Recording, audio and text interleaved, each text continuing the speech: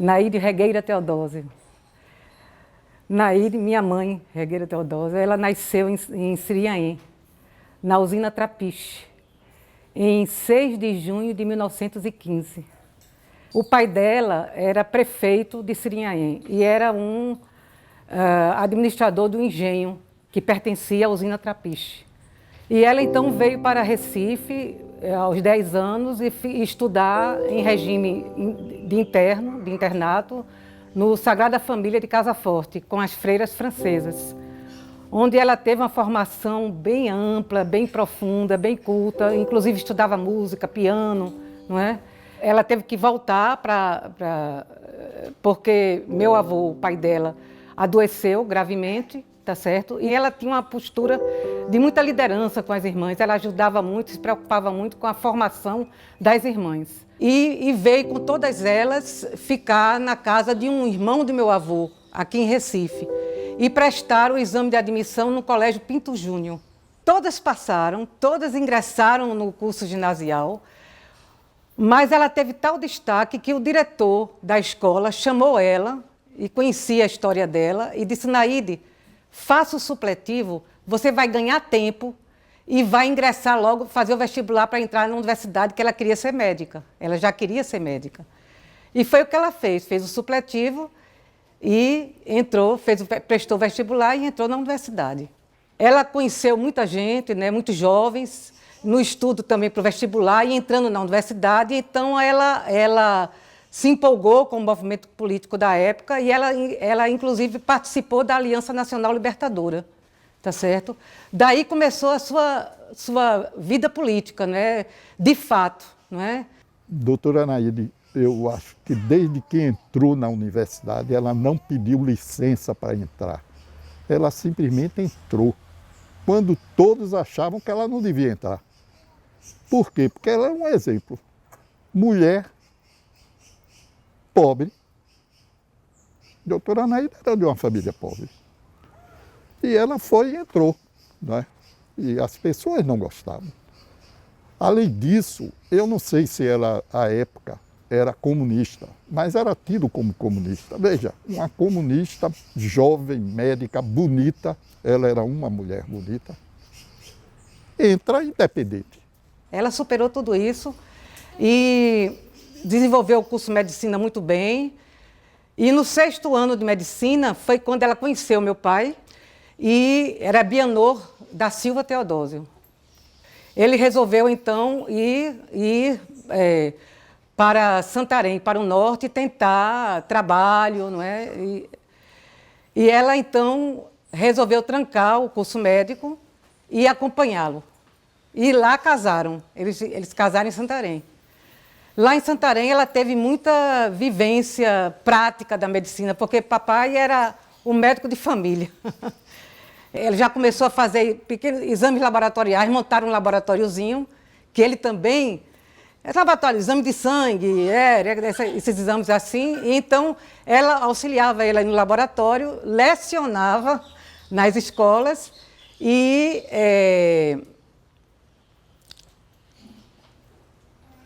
acompanhava ele, por exemplo, no parto. Ela acompanhava para auxiliar o parto, como uma espécie de enfermeira mesmo, né? Fizeram um exame de livre docência, que hoje tem o doutorado, mas continua havendo livre docência, que é um grau maior do que o doutorado. É como se fosse um pós-doutorado, não é? Então, ela sempre esteve muito voltada à pesquisa, não é? E sempre voltada para os projetos de combate à desigualdade social, à desnutrição. Mas eles saíram, um grupo de docentes e pesquisadores que trabalhavam com Nelson Chaves na fisiologia da medicina, se transportaram e fundaram o Instituto de Nutrição da da Universidade Federal de Pernambuco. Quando teve que, subitamente, por conta da perseguição, da prisão política, teve que se ausentar, saiu os dois, foram perseguidos, foram presos, né? Muita gente não fala, mas a doutora Naide Teodósio participou de um projeto em Ribeirão, estado de Ribeirão, com o Nelson Chaves, que é o que eu digo hoje que foi a origem do Sistema Único de Saúde. Por quê? Porque lá dá uma assistência à família. E já naquela época, o doutor Naí, nesse projeto de Ribeirão, o pessoal já trabalhava em acompanhar as famílias, de modo a orientar o aleitamento materno e como é que as mães poderiam melhor ajudar o desenvolvimento dos seus filhos. O doutor Naí tinha a compreensão que pouca gente tem na universidade, que a universidade é um ambiente de pesquisa, ensino e extensão. E aí o doutor Naí fazia isso com muita coragem, né? Naquela época a extensão nunca foi valorizada na universidade, está começando a ser valorizada agora. Outra questão, ela dava muita importância ao ensino, porque na universidade também tem isso, né? Muita gente acha que é importante a pesquisa, e esquece do ensino, esquece da extensão. A doutora Anida, ela sempre colocou que tão importante era a pesquisa quanto importante era o ensino. E aí ela juntava muitos jovens para participar do processo de ensino. Por isso que eu fui chamado para ser monitor. E muitos outros foram chamados para ser monitor. Já nessa época, mesmo antes de conhecê-la pessoalmente, eu conhecia referências do doutora Anaíde. Existiam alguns professores que eram referências na universidade. Ela era uma delas, né? Eu fui ser monitor da cadeira de fisiologia. Ela não tinha ainda retornado à universidade, ela estava afastada, né? Se falava muito dela, inclusive ela estando afastada da universidade. E aí realmente se via que era uma pessoa diferenciada, né? Diferenciada no saber, diferenciada no posicionamento, diferenciada na postura, na maneira de ser, né? Papai passou 8 meses detido, ela 6 meses detido, ela passou 8 meses. Logo que ela saiu, todo sem processo formado, tá certo? Não houve processo, e ela teve um processo que foi absolvida, foi solta então, mas ela acabou de entrar aqui em casa, o DOPS entrou, bateu aqui e levou ela de volta. E dessa vez de uma maneira muito grave, porque inclusive a gente não sabia para onde tinham levado ela. Eu cheguei na Rua da Aurora, disseram, não, eles foram transferidos para a casa de detenção. Quando eu chego na casa de detenção, o diretor da casa de detenção chamou papai, mas ela não veio. Ela não veio me ver. Aí eu fiquei apavorada.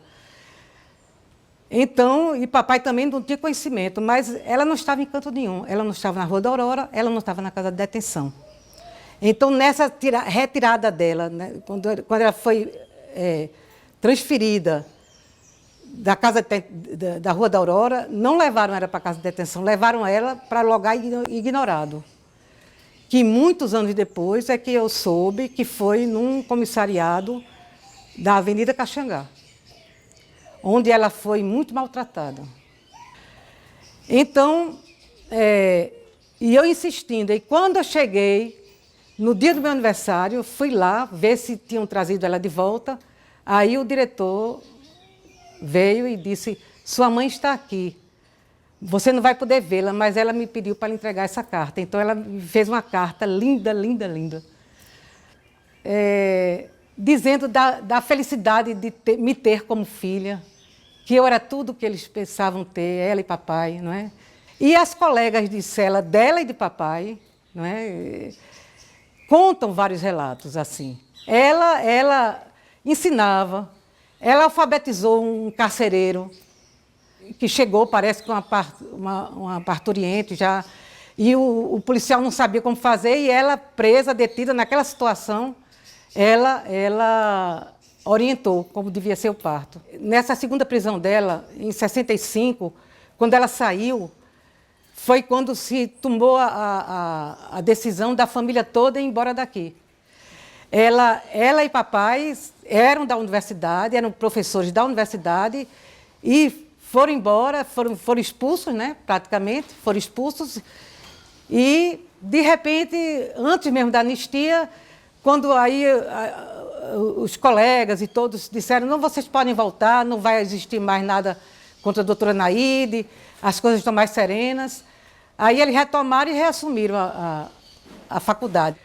Ela, quando retornou, aí tinha o Instituto de Nutrição, então foi quando ela fundou o laboratório de Fisiologia da Nutrição para estudar a neurofisiologia da desnutrição, tá certo? Porque ela já tinha o conhecimento, ela estudou a dieta básica regional, em trabalhos de pesquisa e de extensão lá do Instituto, né? Então ela tinha um perfeito conhecimento, né, do teor energético, teor proteico, de micronutrientes, de macronutrientes que faltava a essa população nossa. Bom, o que eu me lembro da convivência com eles é sempre um aconchego muito grande, um acolhimento muito grande, a casa sempre cheia, sempre me apoiou, eu devo ter feito ciências sociais, o que, né, que ela dizia sempre para mim que era uma coisa muito boa, porque ela achava que se ela pudesse escolher, ela teria feito também, que ela fez medicina também porque ela tinha que, né, conseguir o sustento da família e tudo. Eu me chamo Naide Teodósio Valois Santos, sou neta de doutora Naide Teodósio. Para mim sempre foi uma honra, né, ter o mesmo nome que ela e em alguns momentos um pouco de desafio também, porque eu terminei escolhendo a mesma profissão que ela, né, sou médica e a expectativa sempre é muito grande, né, inclusive com neta e com o mesmo nome. Mas, na verdade, o que fica mais forte para mim é a honra mesmo de poder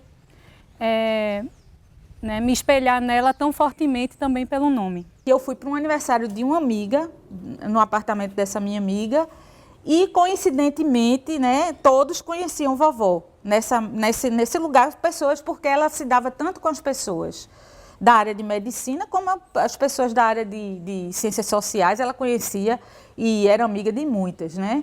Então, algumas dessas pessoas que estavam lá na casa dessa minha amiga, começaram a falar de vovó. E o aniversário era dessa minha amiga, mas no final de tudo, quando começou uma a falar de vovó, o outro, cada um tinha uma história para contar sobre vovó.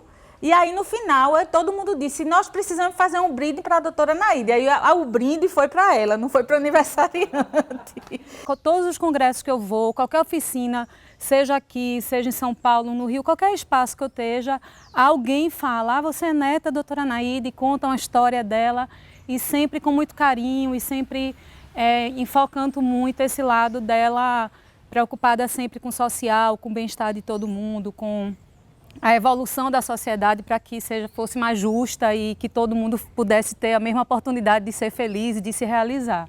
Quando eu assumo a Secretaria da Mulher, então converso com o nosso querido governador, Eduardo Campos, e proponho a criação do Prêmio Naide Teodósio de Estudos de Gênero. Eduardo também era um fã de carteirinha da doutora Naide.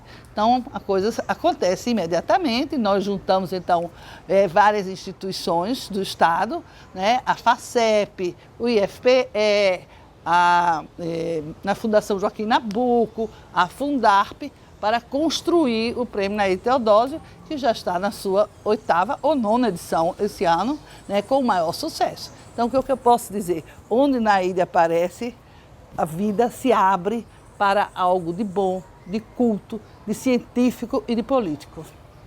E ela morreu em 2005, quando eu tinha 3 anos. Eu nasci em 2002. Eu tenho algumas fotos com ela, quando eu tinha poucos meses. E nessas fotos, eu consigo ver que ela era bem feliz quando ela estava comigo.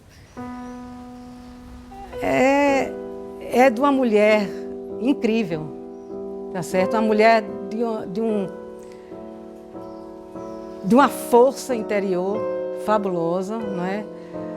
De uma batalhadora, de uma pessoa que sempre foi livre e dona dos seus atos. Doutora Naide é um exemplo de mãe, de parente, de professora, de pesquisadora, de personalidade, sendo profunda nas suas posições.